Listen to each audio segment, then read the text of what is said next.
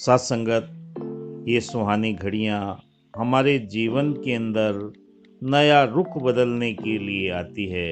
ब्रह्म मुहूर्त के अंदर इस आत्मा के कल्याण के लिए युगों युगों से वली पीर पैगंबरों ने यही पैगाम दिया, हे इंसान, तू अपना नाता इस परमात्मा के साथ में जोड़ ले। जब आत्मा का नाता परमात्मा के साथ में जुड़ जाएगा, तेरे जीवन के सारे भ्रम भुलेखे मिट जाएंगे। और ये भ्रम भुलेखे मिटाने के लिए युगों युगों से संतों महात्माओं ने ये प्रयास किया है।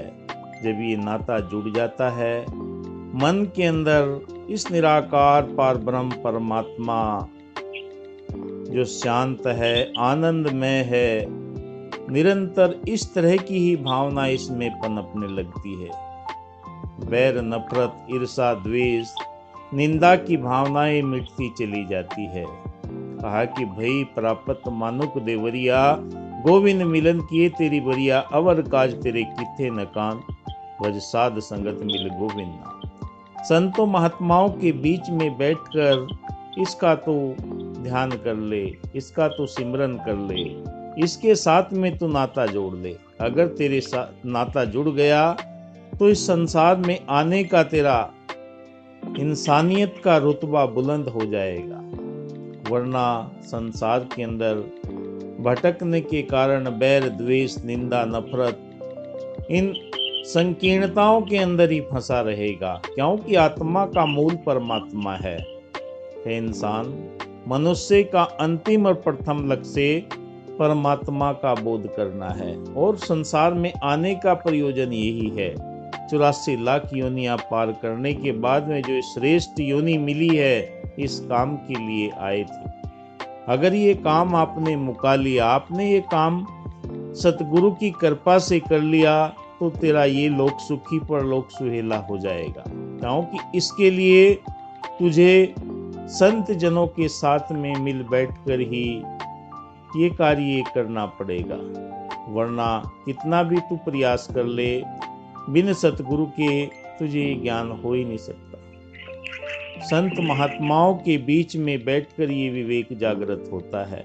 बिन सत्संग विवेक न होए, बिना सत्संग के विवेक जागृत होता ही नहीं। अपनी अकल से कहा कि पढ़ लो चाहे इतिहास पुराने, पिछले वलियों पीरों के पलट दिए हैं सतगुरु ने लेख उनकी तकदीरों के। अब तक तो हुए जितने, स्वयं किसी ने पाया नहीं, राम कृष्ण गुरु नानक को श्वेत नजर ये आया नहीं।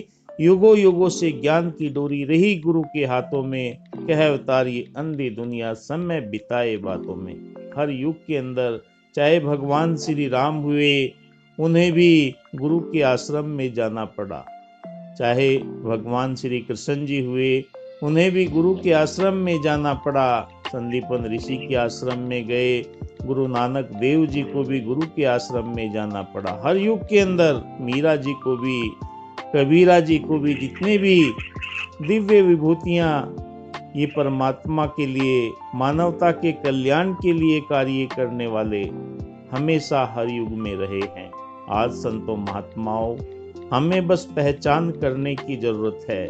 जो इंसानियत का रुतबा बुलंद करने के लिए, मानवता के कल्याण के लिए निकले हुए आप ब्रह्मज्ञानी संत महात्मा प्रातःकालीन और शाम को जुट जाते हैं अपने कार्य के लिए, कि कोई भी इंसान दुखी परेशान ना हो।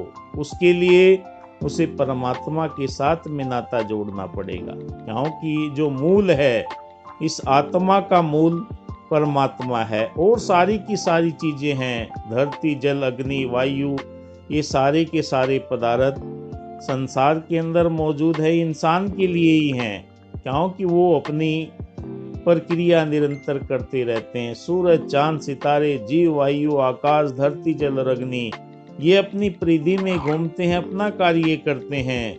पर इंसान के लिए कहा कि उठ जाग मुसाफिर भोर भई, हे इंसान, अब सुबह हो गई, अब जाग जा।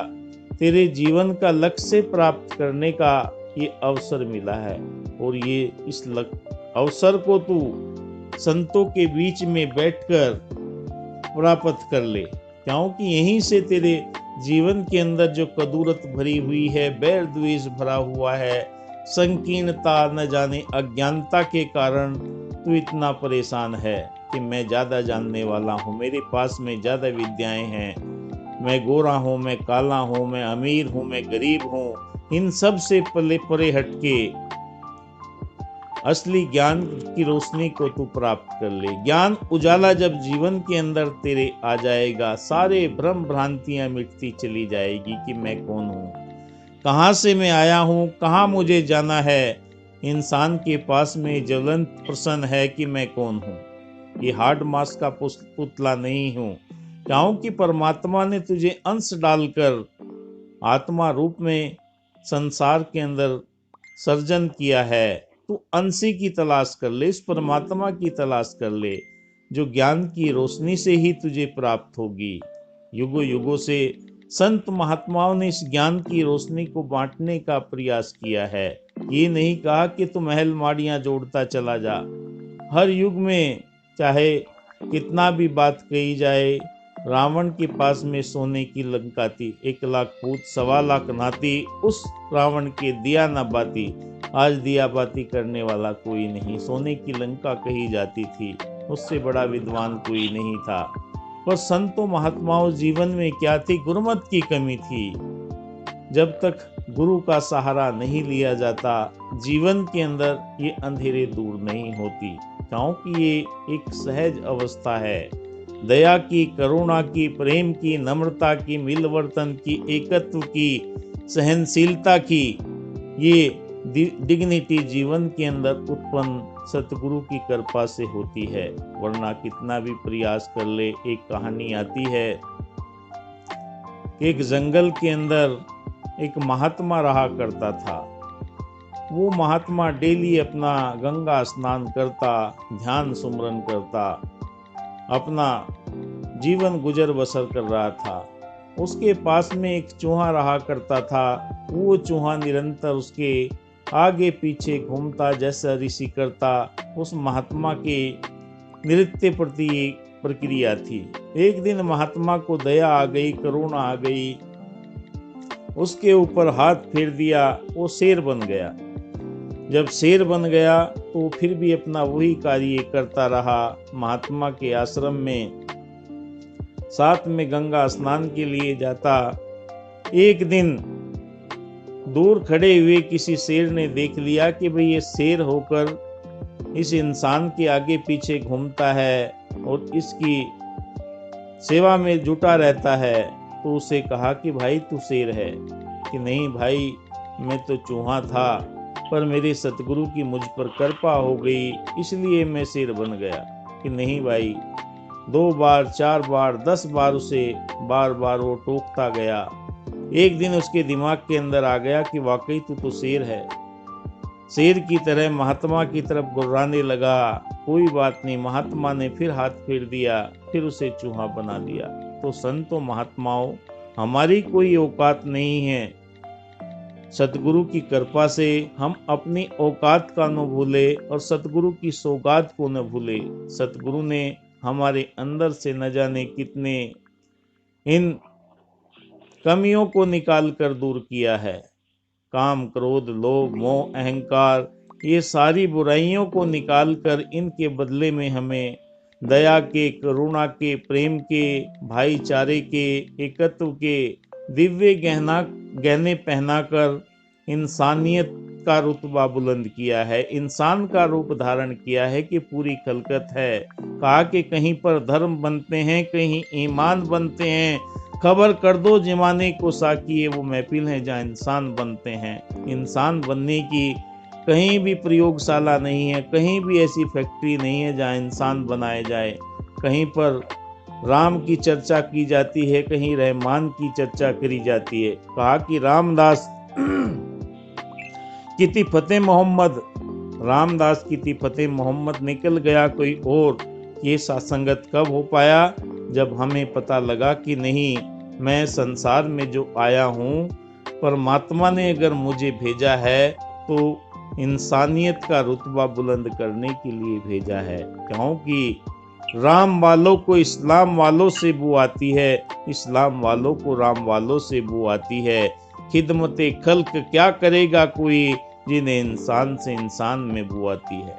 आज संसार में नफरतें हैं, राम की, रहमान की, अल्लाह की, खुदा की, इन चक्कर में पड़े हुए हैं।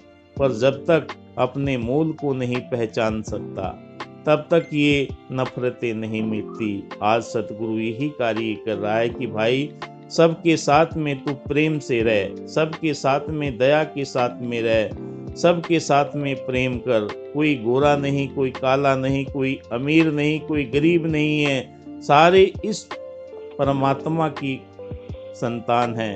पहला सबक है किताबे हिदा का कि मखलूक सारी एक कुनबा खुदा का, सारी खलकत के अंदर ये सारा का सारा परमात्मा ने अपना पसारा हुआ है। इसमें ये तो हमने अपने मर्जी के भगवान, मर्जी के दिनवान, मर्जी के पकवान बनाकर हम अलग अलग मजहबों मिल्लतों की दीवारें खड़ी कर रहे हैं। ये मजहबों मिल्लतों की दीवारें दूर करके मुकम्मल इंसान बन जा। मुकम्मल इंसान बनने के लिए तेरे पास में कुछ ज़्यादा करने की ज़रूरत नहीं है, तो अपने सतगुरु की बात को स्वीकार कर ले। सतगुरु हमें इस निराकार के साथ में जोड़कर, क्योंकि निराकार का स्वभाव शांत चित है, ये शांत रहता है। और हर चीज का अगर स्वभाव देखें, अगर चीनी को देखते हैं, चीनी का स्वभाव मिठास है। मिर्ची को देखते हैं, उसका स्वाद चरपरा है। नमक को देखते हैं, इसका स्वाद खारा है।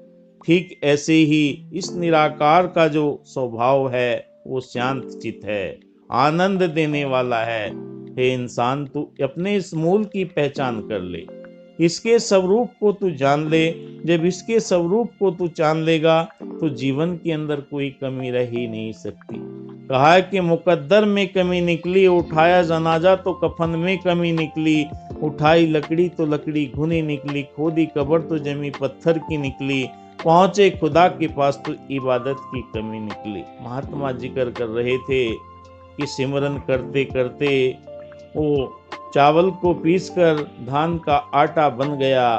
तो संतों महात्माओं सिमरन करके जब आप किसी भी चीज को शुरू करते हैं, बहनें अगर भोजन बनाती हैं सिमरन करके तो उसमें स्वाद आने लगता है। अगर कोई भी कार्य किया जाता है सिमरन करके, उस कार्य के अंदर बहुत अच्छी एक प्रेम की भाव जगने लगती है, क्योंकि सिमरन वो स्थिति है जो आपके जीवन को अमृतत्व की ओर लेकर जाती है। कहा कि सिमरन की सुधि यूं करो, जो गागर पनियार हाले डोले सूरत में, कहत कबीर विचार। सिमरन आपका ऐसा हो, क्योंकि सिमरन से आप अपने शरीर को जगा सकते हैं। जब आपका शरीर जाग जाएगा, क्योंकि और कोई तरीका नहीं है, गुरु का शब्द ही हमारे शरीर को जगाता है।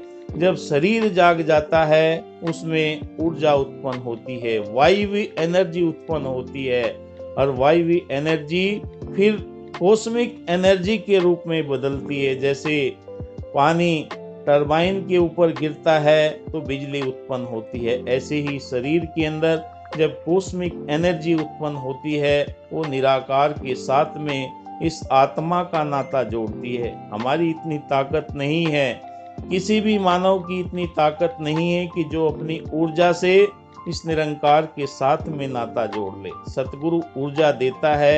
आप सिर्फ गाड़ी को तैयार कर सकते हैं, इंजन को तैयार कर सकते हैं, पेट्रोल उसमें सतगुरु ही डालता है। जो सतगुरु पेट्रोल डालता है वो कॉस्मिक एनर्जी उत्पन्न होती है और वो निराकार के साथ में नाता जोड़ता है, क्योंकि आत्मा जहाँ से आई हुई है जीते जी अपने मूल की पहचान करके उसमें जुड़ने की स्थिति वो सीख जाता है। इसे आवागमन का चक्र समाप्त हो जाता है। वो मरने से नहीं डरता, क्योंकि उसने समय रहते हुए अपने जीवन को इस निराकार परब्रह्म परमात्मा के साथ में जोड़ लिया।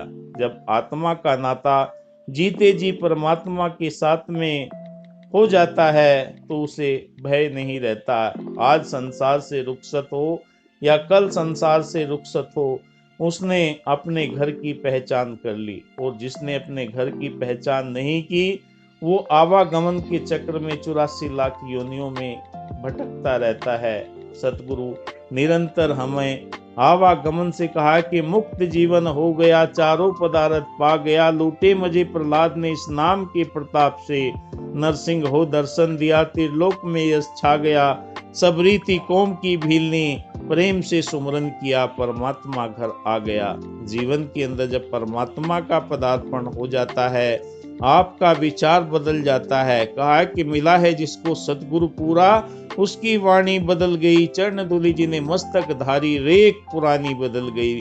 पुरानी रेखाओं को सतगुरु बदल देता है।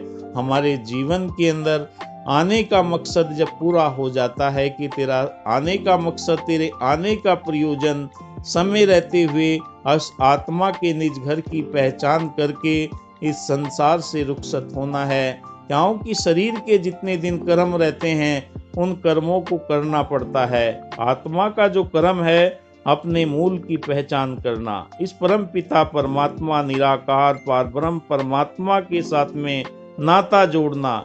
जब इसके साथ में नाता जुड़ जाता है, मन की भटकने दूर होती चली जाती है और वो इंसानियत का रुतबा बुलंद करके सबका कल्याण करने के लिए कार्य करना शुरू कर देता है। आज सतगुरु माता जी यही चाह रही हैं कि सबके जीवन के अंदर ये प्यार आए, दया आए, करुणा आए, मिलवर्तन आए, अपनापन बनता चला जाए।